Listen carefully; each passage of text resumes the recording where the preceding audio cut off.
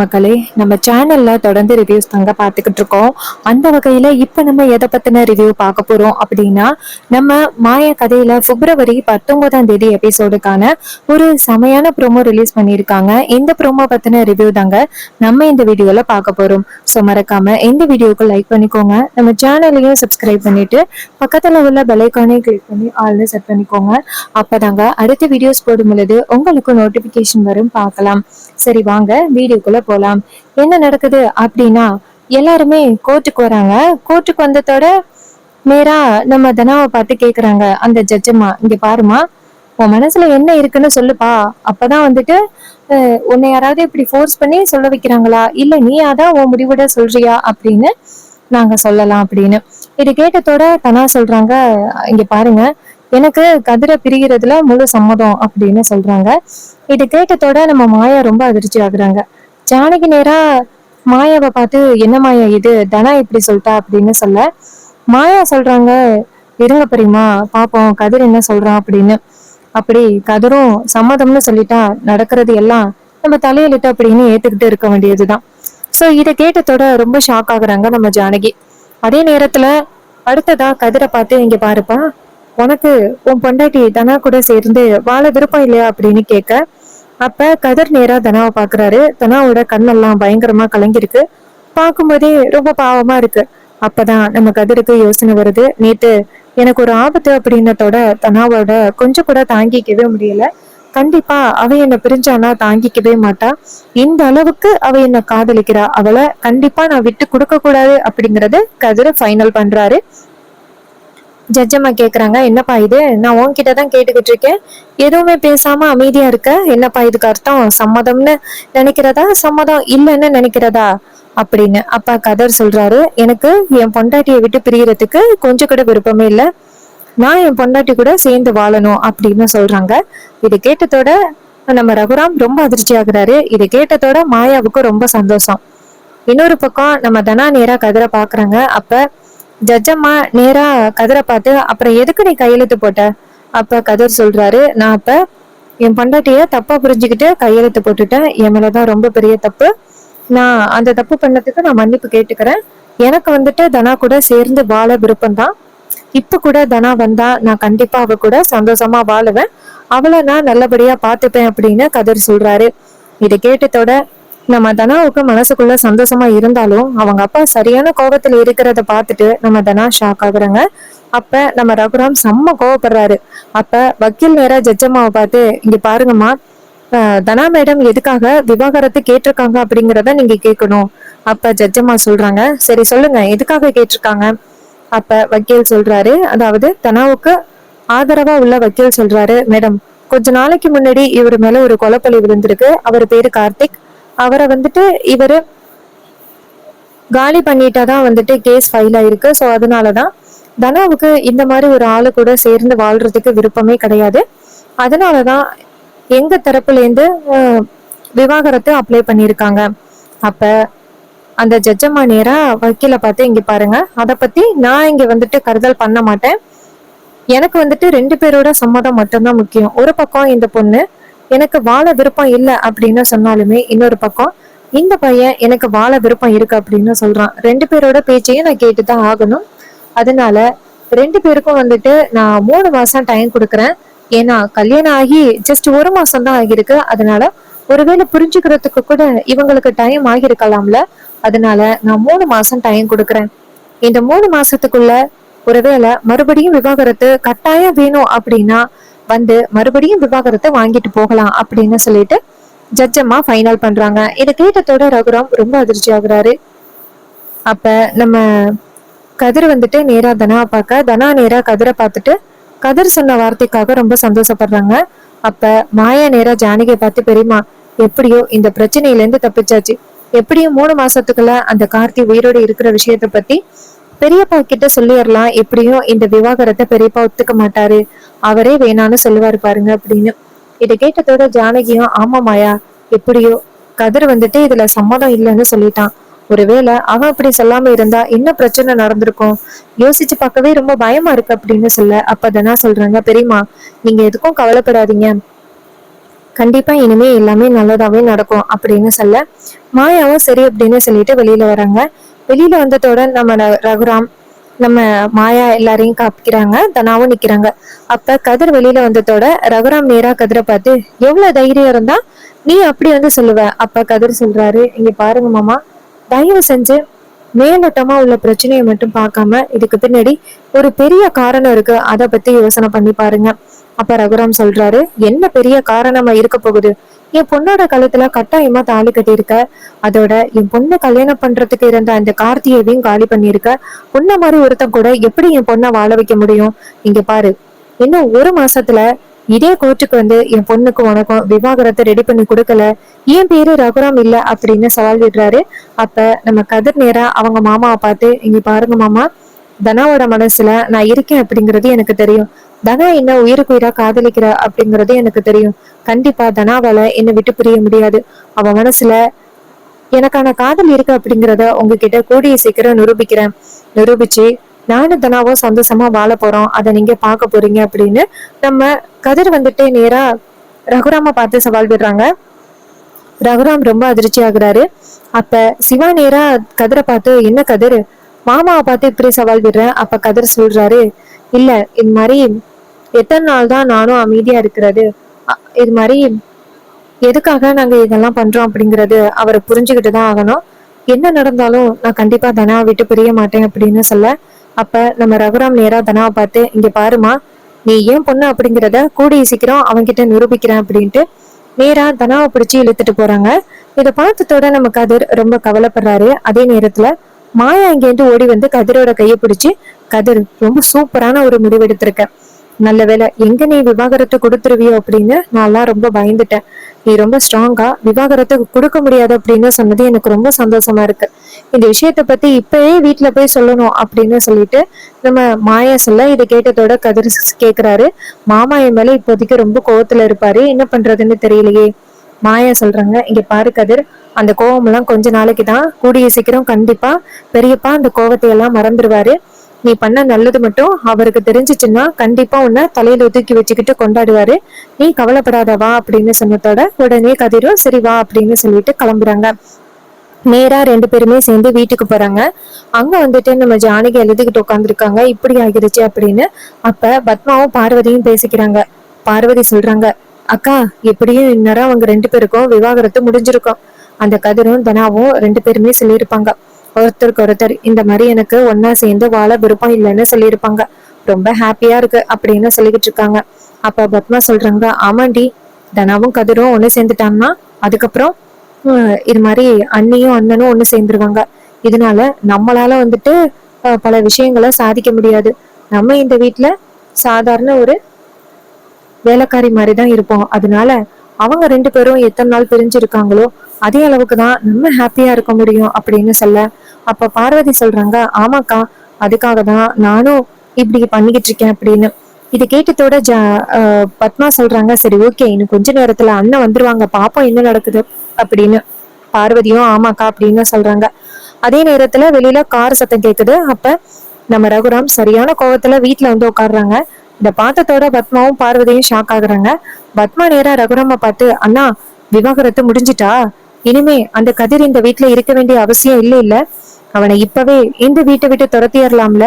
அண்ணா, நல்ல வேலை, நீங்க சரியான முடிவெடுத்தீங்க. இல்லைன்னா அந்த கதிர் இன்னும் இந்த வீட்டுக்குள்ள என்னெல்லாம் பிரச்சனை கொண்டு வர போறானோ தெரியல. இன்னையோட அவனை இந்த வீட்டை விட்டு துரத்திடலாம் அப்படின்ட்டு பத்மா சொல்லிக்கிட்டு இருக்காங்க. ரகுராம் எதுவுமே பேசாம அமைதியாவே இருக்காரு. அப்ப நம்ம தனா வீட்டுக்குள்ள வராங்க. அதே நேரத்துல நம்ம கதிரும் வராரு. கதிரை பார்த்ததோட பத்மா அங்கேருந்து போயிட்டு, ஏய், எங்கடா வர அப்படின்னு கேட்க, அப்ப கதிர் கேக்குறாரு, ஏன் என்னாச்சு? பத்மா சொல்றாங்க, இங்க பாரு, அதான் உனக்கும் தனாவுக்கும் விவாகரத்து நடந்துச்சுல்ல, இனிமே உனக்கும் இந்த குடும்பத்துக்கும் எந்த சம்பந்தம் இல்ல, மரியாதையா இந்த வீட்டை விட்டு போடா. இதை கேட்டதோட நம்ம மாயா இங்க இருந்து வந்துட்டு, அத்தை, யாரை இந்த வீட்டை விட்டு போக சொல்றீங்க? இந்த வீட்டு மருமகனையா? பத்மா கேக்குறாங்க. யாருடி இந்த வீட்டு மருமகன்? இவனுக்கும் இந்த குடும்பத்துக்கும் எந்த வித சம்பந்தமும் இல்ல, அதான் தனாவுக்கும் இவனுக்கும் விவாகரத்து ஆகிருச்சுல்ல.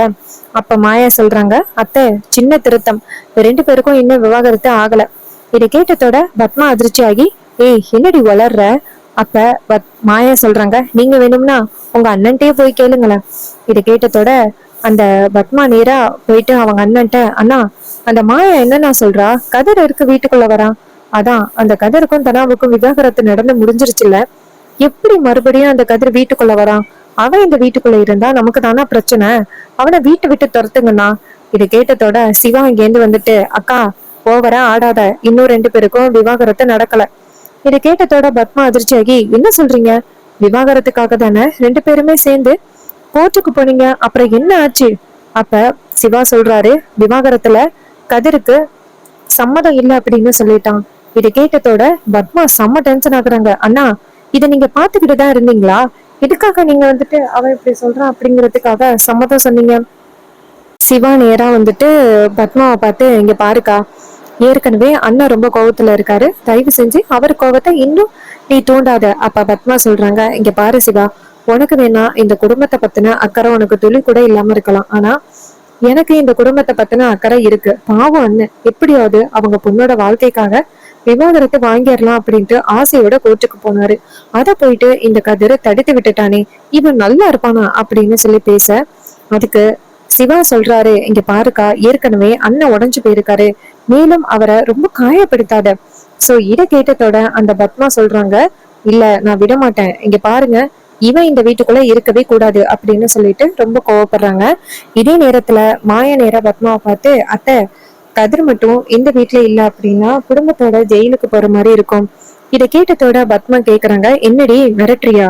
அப்ப நம்ம தனா சொல்றாங்க, மாயா சொல்றாங்க, இங்க பாருங்க அத்தை, ஒருவேளை நீங்க கதிரை மட்டும் வீட்டை விட்டு துரத்துனீங்க அப்படின்னா கண்டிப்பா உங்களுக்கு பயங்கரமான தண்டனை கிடைக்கும். இதை கேட்டதோட செம்ம ஷாக் ஆகுறாங்க நம்ம பத்மா. அப்ப பத்மா நேரா ரகுராம பார்த்து, அண்ணா இவங்க எல்லாரும் கண்டபடி வளரிக்கிட்டு இருக்காங்க, நீங்க சொல்லுங்கண்ணா, 2 பேருக்கும் தான் விவாகரத்து முடிஞ்சிருச்சுல்ல? அப்ப ரகுராம் சொல்றாரு, இல்ல 2 பேருக்கும் விவாகரத்து நடக்கல, 3 மாசம் வரைக்கும் டைம் கொடுத்துருக்காங்க. இந்த கதிர் அங்க வந்துட்டு எல்லாருக்கிட்டையும் தனா கூட சேர்ந்து வாழ்றதா சொல்லிட்டான். இதை கேட்டதோட பத்மா ரொம்ப அதிர்ச்சி ஆகுறாங்க. பத்மா நேரா கதிரை பார்த்து, டேய் எதுக்குடா அப்படி சொன்ன அப்படின்னு. கதிர் சொல்றாரு, அத்தை உங்களுக்கு உங்க பொண்ணோட வாழ்க்கையை பத்தின கவலையே இல்லையா? உங்களுக்கு என்ன, அது என்ன உங்க பொண்ணா? உங்க பொண்ணோட வாழ்க்கை எப்படி போனா என்ன அப்படின்னு தானே நீங்க பாத்துக்கிட்டு இருக்கீங்க. நீங்க யோசிச்சு பாத்தீங்களா, ஒருவேளை தனாவுக்கும் எனக்கும் விவாகரத்து ஆகிருச்சுன்னா தனாவோட எதிர்காலத்தை பத்தி யோசனை பண்ணி பாத்தீங்களா? இதை கேட்டதோட பத்மா சொல்றாங்க, ஏய் என்னடா எதிர்காலம், உன்ன மாதிரி ஒரு கொலகாரன் கூடயா வாழ சொல்றேன்? அதுக்கு கதிர் சொல்றாரு, இங்க பாருங்க, தேவையில்லாம பேசாதீங்க. தனா வந்துட்டு ரொம்ப நல்ல பொண்ணு, நீங்க சொல்றது எல்லாத்துக்குமே தலையசைச்சுக்கிட்டா இருக்கா அப்படிங்கறதுக்காக அவளோட வாழ்க்கைய காலி பண்ணிட பாக்காதீங்க. தனா ரொம்ப பாவம், அவ ரொம்ப இன்னசென்ட், நீங்க தான் அவளை பொம்மை மாதிரி பயன்படுத்திக்கிட்டு இருக்கீங்க. இதை கேட்டதோட நம்ம ரகுராம் ரொம்ப டென்ஷன் ஆகி டக்குன்னு, ஹேய் தனாவோட வாழ்க்கை எப்படி இருக்கணும் எப்படி இருக்கக்கூடாது அப்படின்னு முடிவு பண்றதுக்கு ஃபேமிலி நாங்க எல்லாரும் இருக்கோம், அதை முடிவு பண்றதுக்கு நீ யாரு? அப்ப கதிர் நேரா ரகுராம பார்த்து, இங்க பாருங்க, நான் தனாவோட புருஷன், அவளோட நல்லதுக்கும் கெட்டதுக்கும் நான் தான் நல்லபடியா யோசிப்பேன், அதை பத்தி யோசிக்கிறதுக்கு நீ யாரு அப்படின்னு என்கிட்ட கேட்க முடியாது, சட்டப்படி நான் தனாவோட புருஷன் அப்படின்னு. இது கேட்டதோட ரகுராம் ரொம்ப அதிர்ச்சி ஆகுறாரு. அப்ப பத்மா நேரா ரகுராம பார்த்து, ஐயோ அண்ணா பாத்தீங்களா எப்படி இவன் வாய் அடிக்கிறது அப்படின்னு, இவனுக்கு இதெல்லாம் சொல்லிக் கொடுக்கறது யாரு? கண்டிப்பா அண்ணியா தான் இருப்பாங்க, இந்த அளவுக்கு சொல்லிக் கொடுப்பாங்கன்னு நான் எதிர்பார்க்கவே இல்லை அப்படின்னு. இதை கேட்டதோட மாய நேர பத்மாவை பார்த்து, இங்க பாருங்க, இதுக்கும் பெரியம்மாவுக்கும் எந்தவித சம்பந்தமும் கிடையாது, நீங்க தேவையில்லாம பெரியம்மாவை பத்தி ஏதாவது சொன்னீங்கன்னா அவ்வளவுதான். பத்மா நேரா ரகுராம பார்த்து, அண்ணா பாத்தீங்களா, இத்தனை நாளும் இந்த கதிர் பொட்டி மாடமா அடங்கிட்டு இருந்தான், இப்ப எப்படி பேசுறான் பாத்தீங்களா, இது எல்லாத்துக்குமே காரணம் அண்ணி தான், அவங்க தான் தேவையில்லாம இந்த கதிருக்கு சாவி கொடுத்து சொல்லிக்கிட்டு இருக்காங்க. இதை கேட்டதோட நம்ம ரகுராம் கோவமா அந்த இடத்துல இருந்து கிளம்பி போறாரு. அப்ப நம்ம பத்மா வந்துட்டு, என்ன இது அண்ணன் பாட்டும் கிளம்பி போறாரு. அப்ப மாயா நேரா பத்மா கிட்ட, அப்ப பெரியப்பாவால எதுவும் பண்ண முடியாது, தனாவும் கதிரும் இனிமே சேர்ந்துதான் வாழ போறாங்க, அவங்கள பிரிக்க முடியாது. இதை கேட்டதோட பத்மா சொல்றாங்க, விடமாட்டேன்டி, அவங்க 2 பேரையும் பிரிச்சு காட்டுவேன். அப்ப மாயா சொல்றாங்க, இங்க பாருங்க அத்தை, தயவு செஞ்சு உங்க பையனை நல்லபடியா வாழ வைக்கிறதுக்கு யோசனை பண்ணுங்க, அதை விட்டுட்டு அடுத்தவங்களோட வாழ்க்கையை கெடுக்கிறதுக்கு பாக்காதீங்க அப்படின்னு சொன்னதோட செம்ம ஷாக் ஆகுறாங்க பத்மா. அப்ப மாயா வந்துட்டு நேரா அவங்களோட ரூமுக்கு போறாங்க, தனாவும் கதிரும் அவங்க ரூமுக்கு போறாங்க. போனதோட நம்ம கதிர் நேரா தனாவை பார்த்து, தனா நீ எந்த அளவுக்கு என்ன விரும்புற அப்படிங்கிறது எனக்கு இன்னைக்குதான் தெரியும், அப்ப தனா நேரா கதிரை பார்த்து, கதிர், அத்தனை பேருக்கு முன்னாடி எதுக்காக அப்படி சொன்ன? எங்க அப்பா எவ்வளவு கஷ்டப்பட்டாரு தெரியுமா? அப்ப கதிர் கேக்குறாரு, ஏன் தனா, நான் கஷ்டப்படலையா? அப்ப கதிர் கேக்குறாரு, இங்க பாரு, அப்ப நீ என்ன காதலிக்கலையா? அப்ப தனா சொல்றாங்க, இங்க பாரு, அப்படியெல்லாம் எதுவும் இல்ல. அப்ப கதிர் கேக்குறாரு, அப்ப நான் இறந்தா நீ சந்தோஷமா இருப்பியா? இதை கேட்டதோட நம்ம தனா ரொம்ப அதிர்ச்சி ஆகுறாங்க. ஏன் கதிர் இப்படி சொல்ற? அப்ப கதிர் சொல்றாரு, அப்புறம் எப்படி உன்னோட காதலை நான் வெளியில கொண்டு வர்றது? இங்க பாரு, நீ உங்க அப்பாவுக்காக தான் இதெல்லாம் பண்ணிக்கிட்டு இருக்க அப்படிங்கிறது எனக்கு நல்லாவே தெரியும். தயவு செஞ்சு இந்த மாதிரி பண்ணாததுனா. இங்க பாரு, உன்னோட லைஃப் பத்தி யோசனை பண்ணி பாரு. உனக்கே தெரியும்ல இதெல்லாம் எதுக்காக நடக்குது அப்படின்னு. ஆனா நீ பாட்டுக்கும் விவாகரத்துக்கு சரின்னு சொல்ற.